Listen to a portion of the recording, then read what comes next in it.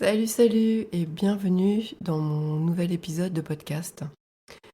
Aujourd'hui, j'ai envie de te parler sur quelque chose que je viens de voir à la télévision. J'ai pas l'habitude de regarder la télévision, mais généralement j'aime regarder C8, le mag qui vous fait du bien. Et sur l'épisode de la semaine passée, donc ils ont invité des scientifiques qui sont en train de tester, qui font des tests sur des gens qui ont des capacités à pouvoir faire des sorties hors du corps. Et la personne qui était là en invité disait que au fur et à mesure de l'entraînement, elle a commencé à entendre des voix, qui avaient vraiment comme une voix qui lui venait vraiment de l'extérieur, mais pas une voix normale, mais vraiment quelque chose, une voix qui était qui, qui, qui inspire vraiment quelque chose de grand. Et ça me fait réfléchir, ça me fait me poser la question en fait. Jusqu'à présent, en fait, cette personne était dans l'expérience d'elle-même, c'est-à-dire que les sorties hors du corps, la télépathie, c'était vraiment des capacités qui lui étaient propres. C'est vraiment du travail sur elle-même, un recentrage, euh, voilà, l'utilisation de son cerveau, véritablement elle. Et là, tout d'un coup, cette personne commence à entendre des voix. Et, euh, et moi, je me pose la question et je me dis, mais ok, entendre des voix. Mais ces voix, c'est qui? C'est quoi? C'est correct? C'est pas correct de les entendre? Est-ce que, est-ce que ces messages ont quelque chose d'important ou pas à nous transmettre? Ce que je veux dire, c'est que ça peut paraître quand même dingue de se dire, j'entends une voix de personne, d'entité, d'énergie, de conscience, je sais même pas quel est le mot qu'il faut utiliser, de dire je vois pas, je sais pas ce que c'est, je sais pas qui c'est, je ne sais pas quelles sont leurs intentions, et moi, je les écoute, j'en prends note, et peut-être même, je fais peut-être même ce qu'elle va me demander de faire. Je m'explique. Il y a quelque temps, j'avais une amie qui canalisait. Elle canalisait à travers, vous savez, l'écriture automatique. Pas intuitive, automatique. C'est-à-dire qu'elle avait sa main qui bougeait toute seule. Donc, cette personne est droitière, et là, quand elle canalisait des messages, c'était sa main gauche, dans une langue qui n'était pas la sienne, et sa main bouge toute seule. Et avec cette personne, on s'amusait, on posait des questions à cette entité, à cette énergie qu'on voit pas et qu'on connaît pas, qui nous disait être telle personne, mais qu'on n'avait absolument aucun moyen de vérifier puisque cette personne était morte. Et moi, au fond de moi, il y avait toujours quelque chose. Vous savez, cette question, je dis, mais c'est qui? C'est quoi? Comment? Pourquoi? Qu'est-ce qu'elle va nous dire? Pourquoi nous dire la vérité? D'ailleurs, elle ne m'a jamais dit la vérité. Je posais des questions, vous savez, comme on peut poser un médium, et de dire, bah tiens, quand est-ce que je vais rencontrer l'homme de ma vie? Et à chaque fois, j'avais des réponses. Je peux vous dire que depuis 2 ans, j'ai posé cette question-là, la personne était censée arriver au bout de 6 mois. Je peux vous dire que je suis toujours célibataire et que l'homme de ma vie n'est toujours pas rentré dans ma vie, donc voilà, déjà rien que ça. Et hem et avec cette entité-là, donc avec ma copine, on posait des questions et je ne sais pas comment on en est arrivé là, mais cette entité, cette voix, nous a dit qu'on devait quitter notre région. On devait quitter notre région, que c'était pas là où on réussirait à s'épanouir et encore moins à faire ce qu'on était censé faire, heu, avec notre mission de vie. À savoir que quand je posais la question: «Quelle était ma mission de vie?», cette entité, cette voix n'était pas capable de répondre clairement. Bon, vous allez me dire: «La mission de vie, personne ne peut répondre clairement». OK, même pas moi je peux répondre. Donc OK, d'accord. Et hem et une fois, cette voix, cette entité, cette, chose invisible, je sais vraiment pas comment l'appeler, nous dit, à ma copine et à moi, qu'on doit quitter notre région et que là où on va pouvoir être capable de s'épanouir et faire véritablement, ce pourquoi on était venu sur terre, il fallait qu'on se rende. Je rigole parce que en fait, quand je vous le raconte, ça me semble tellement gros, tellement improbable, tellement fou, que j'ai moi-même suivi, ce truc-là.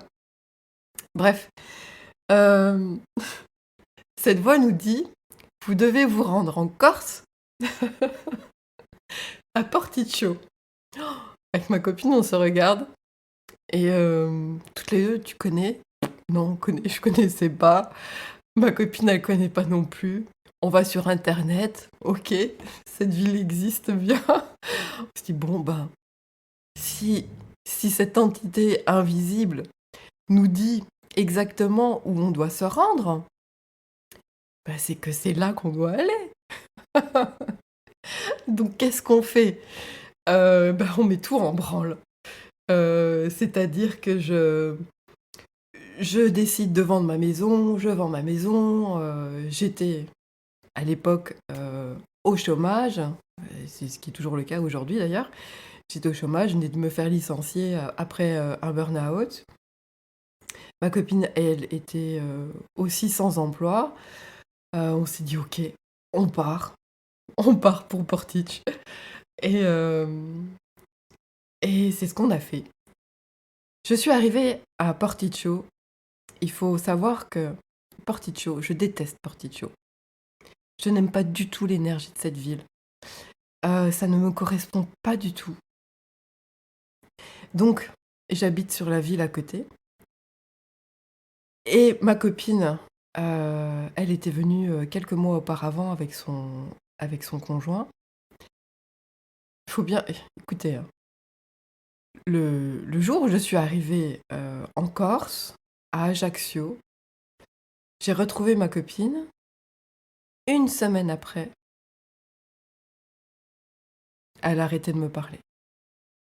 Donc depuis que je suis en Corse, c'était c'était un un projet qu'on avait toutes les 2 de repartir de zéro dans une nouvelle région, dans un endroit qui, bon, on était à la base, on était attirés toutes les 2 par la mer, hein. On est venus sur Porticcio parce qu'on n'avait pas de choix, on n'avait pas d'idée, de ville autre, mais la Corse était quand même quelque chose qui nous passionnait toutes les 2. C'est juste la ville qui a fait, voilà, qu'on a choisi cet endroit-là parce qu'on nous l'a dit. Quelque chose d'invisible nous a dit: «Va à Porticcio», on est allés à Porticcio, comme de bonnes élèves et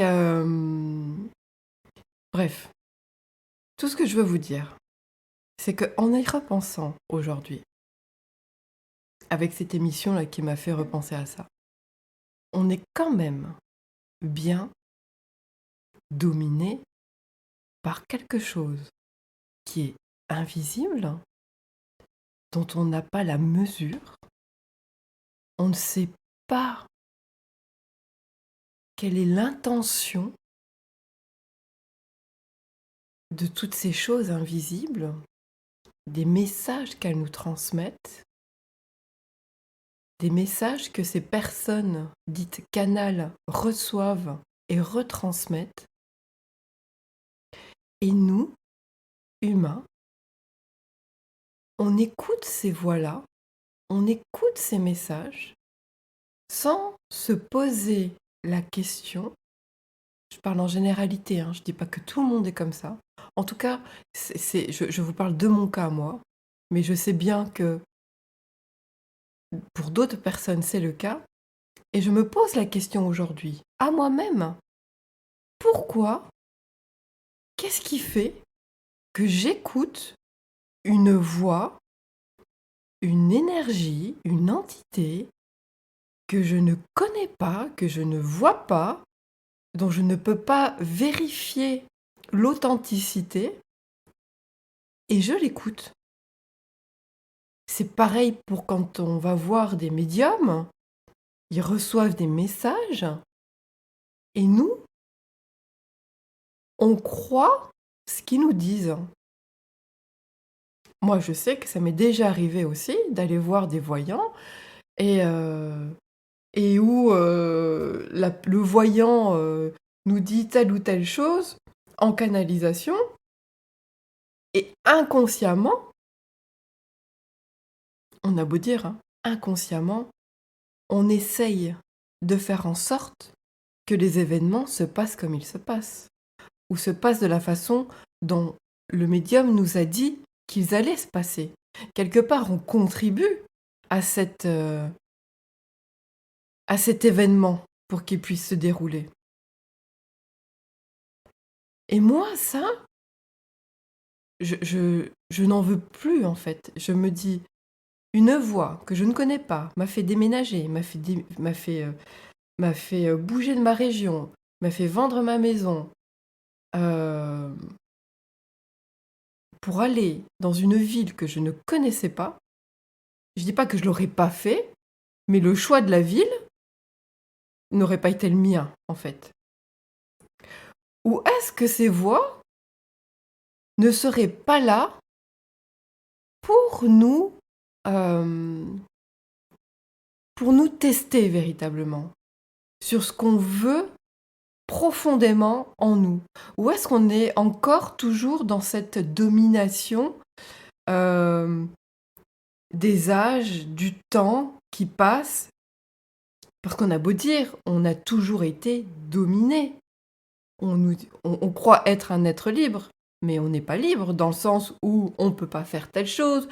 Si vous voulez dormir la nuit sur la plage, vous n'avez pas le droit. Vous n'avez pas le droit de rester dans votre voiture plus de X temps parce que sinon il y a la police qui va venir vous demander de dégager les lieux. Enfin, je veux dire, quand vous réfléchissez, on n'est quand même pas libre. D'accord?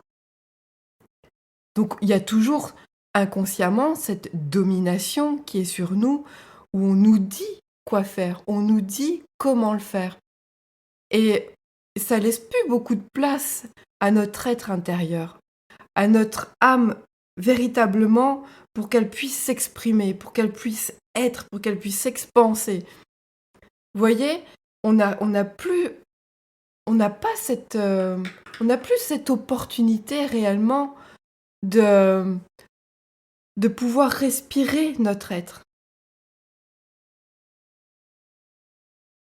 Et, euh, et en fait, c'est ça à laquelle je pense aujourd'hui, c'est cette chose-là où je me dis, mais en fait, il faut arrêter d'écouter tout ce qu'on nous dit. Même la spiritualité, je trouve que même avec la spiritualité, on continue à se faire dominer. Et je trouve que c'est même encore plus grave, parce qu'on se fait dominer euh, par quelque chose qu'on ne voit pas, qu'on n'a même pas idée de ce que ça peut bien être. Tout ça parce que, justement, parce que c'est invisible, c'est impalpable, les êtres sont attirés par ça. C'est marrant, mais c'est un petit peu, vous voyez, comme euh, les Daft Punk qui ont fait un buzz pas possible parce qu'on voyait pas leur tête, quoi. s'il y avait un casque sur la tête et du coup les gens étaient fous d'eux.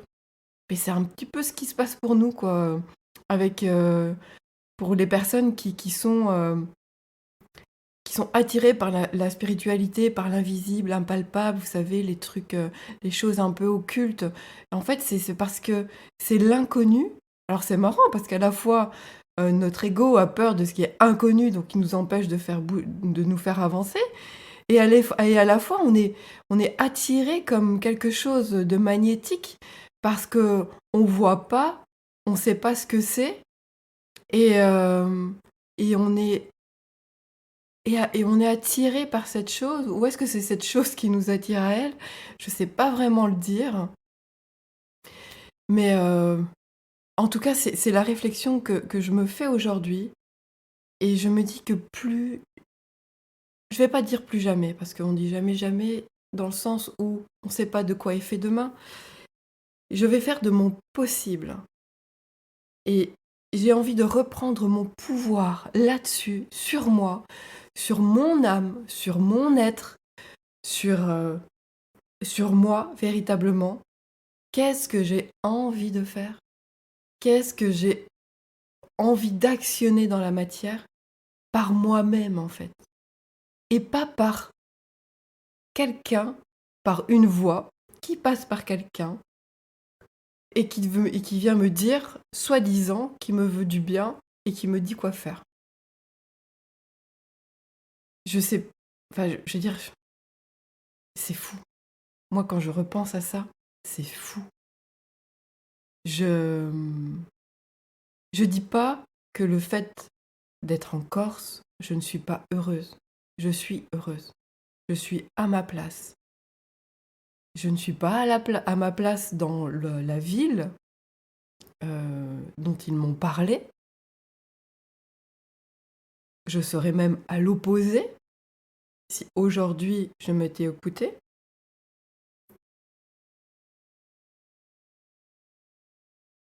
Donc, enfin voilà, c'était véritablement une pensée que j'avais, qui m'est venue là. Comment, de quelle, la manière dont on agit par rapport à tout cet invisible, en fait, à tout cet occultisme, et qu'est-ce qu'on est prêt à lui donner comme, comme validité, comme validation, vous voyez, comme, comme expertise.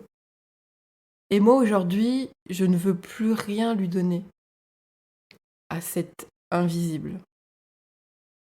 Je ne veux plus lui donner ma confiance, en fait. Pourquoi? Parce que je vois pas.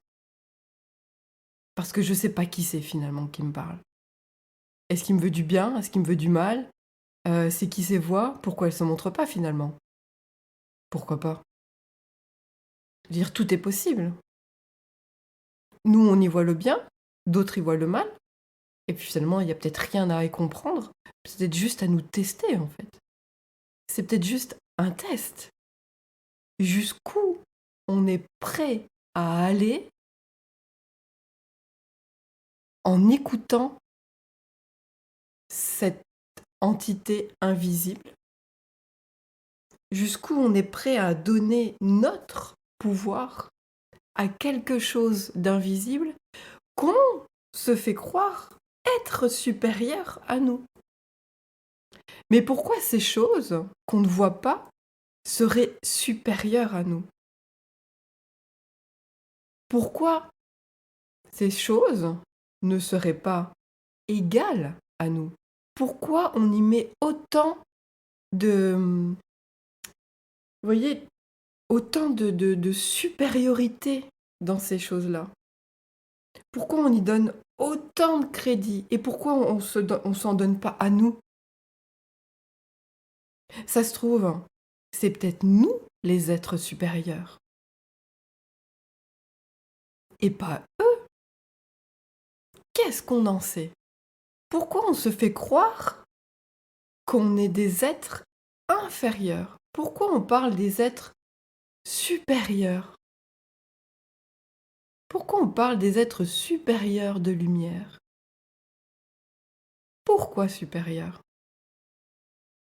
Pourquoi c'est pas moi l'être supérieur? Ou tout du moins égal? Si on est tous issus de la source, on est tous au même niveau.